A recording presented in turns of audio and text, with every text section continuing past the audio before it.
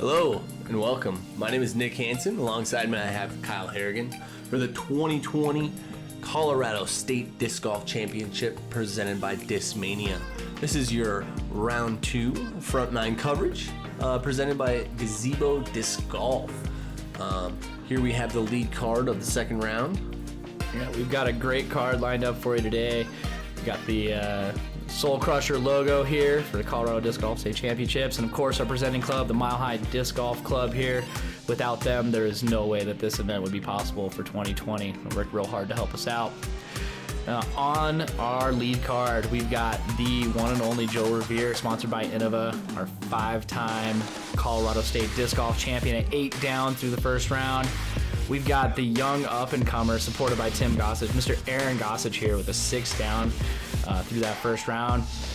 We also have the man, the myth, the legend, Mr. Nick Hanson, sponsored by Stensland Family Farms out of Iowa. Pretty pumped about that. Oh, the best dairy you'll get. There you go. And then we have the goofball, Latitude 64 sponsored, Tyler Leibman. Look at that. Just that smile. He looks so happy to be here. So here we are, round 2, leaderboard. It looks like a pretty packed top there. A lot of people have an opportunity to make some moves today on a very scoreable course, I would say. Yeah, some notable names down there. We've got Joel Freeman off the tour and hanging out in Colorado, and also JC Kester hanging in there in the top 10 with the 1 down through round 1. But you know, let's see what these guys can do. Here we are in hole 1. Yeah, I would say it's great to see JC Kester back at the top of some leaderboards. But like we said, this is hole 1, par 3, 396 feet, downhill. A lot of players are going to play over the right-hand side, over those trees. You do have a sidearm line that we saw there with the with the flight. But Joe Revere is going to tee off first and throw that hyzer. Yeah, the only real danger right now we have is the water. That's probably about 60 feet behind the pin. So, you know, as long as you have a nice controlled drive, it looks like Joe's going to be up there with the look. You're not going to have to worry about that. Aaron, you're going to see this kid crushes drives. Has a lot of power. Yep, and that drive is perfect. As long as he beat those trees down at the bottom, he's going to be looking at an easy 2. Nick here, same kind of line. Looks like it stayed a little straight on you, Nick. Flipped it over there, stayed straight. Gonna get caught up in those trees there. Okay, not gonna get back left. And we got Tyler Leibman. You can see there's a lot of wind going on today. More wind than round 1. Definitely windier today. It's going to be windier throughout the day, I think. Yeah. Tyler's also going to get hung up on those trees. So you have this line of trees here that if you can get over top of those, you're probably going to be inside circle 2 with a putt. Yeah, and looks like a nice little sidearm approach down. Ooh, your window is not what you want. Oh. Yeah, so not a good out there. No. We're just trying to get something. Yep. Joe got a nice 35-footer to start the round, and just a little left. He doesn't like starting like that, but no. I mean, putt for birdie's always nice. There you are behind the tree. Oh, just caught the branch. You had a good amount of height on it. Just knocked it down. Yeah, good height, good speed. Aaron for his birdie. Oh, front cage from about 18 feet. Yeah, it's early in the round. It's the state championships. It's one of the few A tiers in Colorado this year. Maybe a little bit of nerves just getting him on that lead card. And Tyler carding a great save for his par. Yeah, great save there from where he was. Joe's going to also tap out here. But to have a couple shots there inside the circle is pretty good for a start, I would say, for this card. I'd have to say so. I think we were expecting to card a few more birds just to kind of start this round, but you know what? There's a lot of opportunity on this course. They're not losing a lot on the field. A lot of chances to score. Here we are at hole 2, par 3. It's going to be an uphill 372-foot shot. Most players are going to throw over the right side to the right of those trees that we're going by here. Over the parking lot and hopefully get inside the circle. The basket is going to be set on this mound, which makes a very tricky green when the wind does do anything over even like 5 to 8 miles an hour. Yeah, and we're looking at that right now. Joe playing a great line out to the right side. Tough to see the disc, but I think Joe's going to be happy with that approach. Aaron's going for it. Yeah, he's going to go for everything today, I would say. He throws the disc so far, so hard. and really pretty accurate. Yeah, it's nice to see that. Tyler, I think he's going to be a little more left than he wanted to be. He was trying to get a little more attacking on the pin, but he'll be okay. About circle's edge. Yeah. Here you go. Playing that wider route there as well. Trying to sneak in front of those trees to then skip up into that circle. Yeah, Joe just at circles. Just pitching up. Yeah, rare layup from Joe. But look at you. Got that chance to make up that stroke. And you do. Getting the 2 on this one is definitely a stroke. I think we're going to see a couple here from what it looks like. But getting a 2 on this one is definitely a stroke on most of the field, I would say. It really is. Probably about 80% of the field. You're not going to see a lot of 2s out there. And Tyler about 25. great Nice putt. stroke. Yeah. Yeah. I'm curious to see where Aaron is. He's not even up yet. Let's see. Oh, wow. He's even closer. There we And go. makes up for that putt on hole 1. Gets his birdie. Get rid of some of those nerves. Get your first birdie out of the way, I would say. Yeah. He gets himself 1 stroke closer to Joe. Joe's walking away with 2 pars, and that normally sets up for a pretty aggressive rest of the round for Joe when he starts par. Yeah, he does not like doing that. So hole 3 here is another par 3, 507, but it is downhill the whole way. So you have some options here, whether you want to throw a fairway or a distance driver, with it being that far downhill.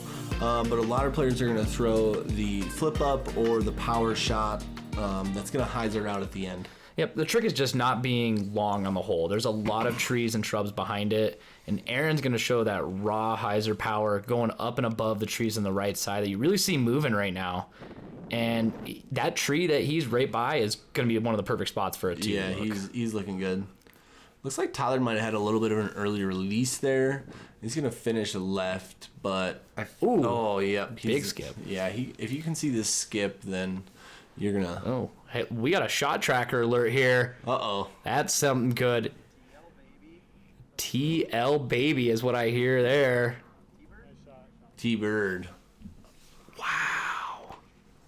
Man, Joe's not happy, but that's not terrible. No, he'll have probably an outside the circle putt from there. Yeah, Tyler, looking at circle 2, just a safe, soft little run, put it there. Joe, step putt. He needed to get himself started, and that's a great putt to ignite the rest of this. Yeah, that was there. Probably 40-footer for... In a very aggressive win, too. Yeah. As you can see, he's picking up a handful of dirt there. He likes to carry dirt from the course around, so he's always got it with him. Oh, Aaron, another low putt. Here you are. There you go. Back deep in the basket, maybe giving her a little bit of a chance off the tee. That's how you recover. You bogey, birdie. That's a good roll to start with. So Aaron tapping in for 3 here. Unfortunate for him. I think he was inside the circle, so he doesn't really want that one back. But yeah, that tree he was putting from was about 20 feet from the basket. So he's in a good spot though right now. He just needs to continue to attack like he is, because he's definitely putting himself in good positions right now. Absolutely. Here we are on hole 4. This one's going to be a par 4, 567 feet. The trick is getting off the tee on this one. We've got a lot of trees in the way, about 200 feet up the fairway. After you get into this landing area, you're going to see shots about here. You've got yourself a hyzer approach, or even really just a soft sidearm into the green. It's one of the easier par 4s on this entire course, and these guys are looking to attack it. Yeah, I would definitely say that. We're going to see some shots up the middle to the right, and I think we'll also see some shots over top, honestly, knowing, who we're with. Yeah, and here you are, Nick. You're playing one of my favorite lines, just kind of up the gut.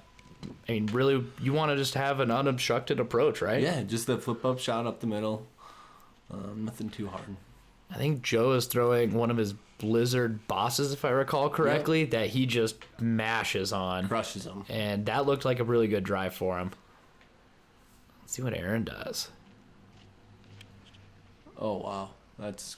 Well, he gave crushed. that everything. I'm going to be excited to see where that lands. Yeah, I'm looking forward to seeing where he's putting from. Tyler, similar approach to Aaron. Looked like he was content with a little less distance than Aaron was going for, but it's He's going to have a good look at it. Yeah, he didn't look like he threw that very hard, but it went a ways. Yep. Nice, soft sidearm approach right there. Yeah. So I was going to turn over all the way on the left side of that tree. You can see. Tyler, nice soft approach. That's going to be a nice, easy tap-in bird. Easy tap-in bird. Joe must have caught a tree and dropped because it looked like he had a lot more air. Oh, wow. For eagle? Oh. That was probably about a 40-foot look for an eagle. Here you are for a 30-foot. Yeah, I'm over here putting from 35 for my birdie. Oh, and we got ourselves an instant replay here. Look at that. Dead center, man. That's a good one to get back after you throw it a little deep, a little outside on your upshot. That's a great stroke there. Nice clean putt, Nick. So we got Tyler looking like inside the circle as well, about probably 25 feet is all. Yeah, maybe a little more than he wants for his bird, but he's there. And he's got it. Such a good putt. So Aaron didn't go that far outside. It was a nice aggressive run. Yeah, he should be a tap-in birdie after that eagle look that he just had. That was nasty. All right. No. You know, there you go. Tap out, walk away. A lot of golf left. A lot of golf left. Par's not bad. Nope. Especially, we said that last round, but here as well. I mean, this course is very scoreable, but par is always good. Absolutely.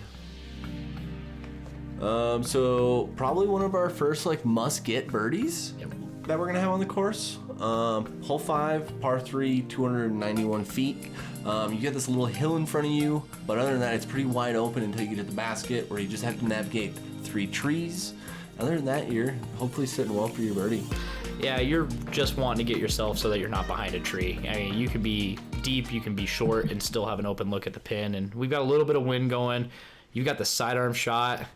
What disc you throwing there, Nick? I'm throwing the Paul Ulibarri Raptor from Discraft. It's a great disc. Recommend it to anybody. Absolutely. I believe Joe's probably throwing his rock and throwing it what looks to be perfect. Right to that tree, inside the circle. Yep. I think all 3 of those trees are inside the circle. So if you're next to one, you might have a little bit of an obstructed stance. Yep. But you'll be close. And then Aaron, 3 sidearms and a backhand. And Aaron a little further right than he wants to be, but he's got kind of an obstructed putt too. It's going to be a nice run. Oh. You know what, though? He's still got about a 20-footer coming back.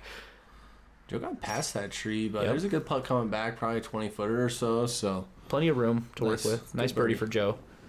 He knows that this is the course to attack, and you guys are definitely looking at making your strokes here. Yeah, you definitely want to take as many strokes from the course as you can at this one, just because this one's not nearly as, it doesn't have as many teeth as the other one, you could say. Yeah, this is one of our disc golf parks in Colorado here. I'm fairly confident I can give a shout out to Austin Montgomery for the design on this one. He did a good job. I believe that is true. Yeah. So, yeah, and it's a great design. You've got long holes, you got short holes, technical, open. Yeah. Just a few tap ins there. That was a nice 2 right there. Over the rim there. Yeah, there we go, man. We got a 4 birdie streak for you going on right now. Joe's got himself a 3 birdie streak, Tyler 2, and Aaron's on the par train right now. But moving on to hole 6. Another par 3 here. I would definitely say it's not a must get, but it's one you can get. Absolutely. Some multiple lines, straight hyzer, forehand for the right-hand player. Same goes for the left-handed player. Yep. Definitely have that look there. We've got that wind rolling, and I'm throwing a rock off the tee just up the middle. Oh, that looks like a great line, too. Oh, you look long. Way past it. With a rock? I thought it was great out of the hand, but yeah, way past it. Yeah. Joe throwing a thumber that looks like it just didn't react the way he wanted it to. No, he's way left. Way left, didn't it? I think it turned too quick and it panned for him. Yep. I think Tyler's throwing a putter here. And you want a guy who makes a putter throw look smooth. Tyler Leibman knows how to do it, man. Finished left, but he should have probably a circle 2 putt from there. Yeah. Aaron, the sidearm play, it's a little wider on that side. It looks like he's gonna funnel right to the basket there. Yeah, he's within the circle for sure, if not. Oh, good bid, Nick. It was way out there, no man's land. Yeah, Tyler he wanted it, just didn't get it there. Looks like we missed Joe's approach. He's a pretty fast player, so sometimes we're gonna miss some of those shots of Miss Joe's. a couple of those today from him. Yep.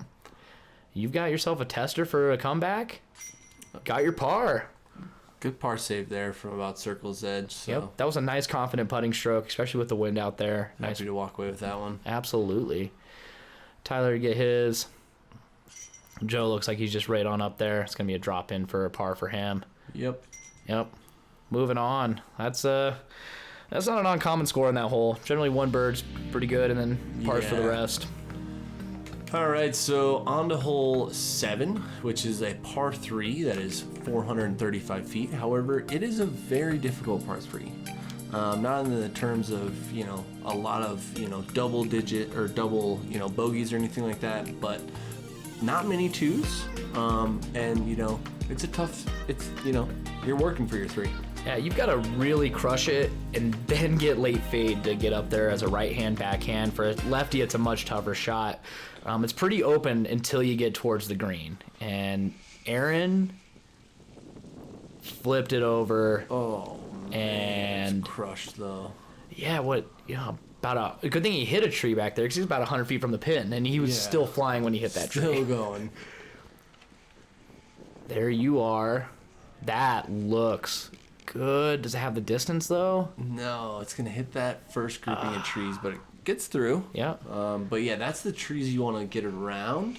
Yeah. And Joe's going the inside route, and luckily there's an area over there he can get through and not lose much distance. So he should be looking can okay. get to a jumper from that side as well. Tyler's similar route, higher though, so he's gonna avoid that tree that's right there, and he crushed it. You should be up there as well. You see Aaron just pitching up. Look how Pitching back to the basket from 100 feet deep. pitching back to the basket. Yeah. Joe, solid run. That tree is right squared up on him, so he gave that a good bid. Good bid from back there. Probably about 65. Tyler's inside 50. And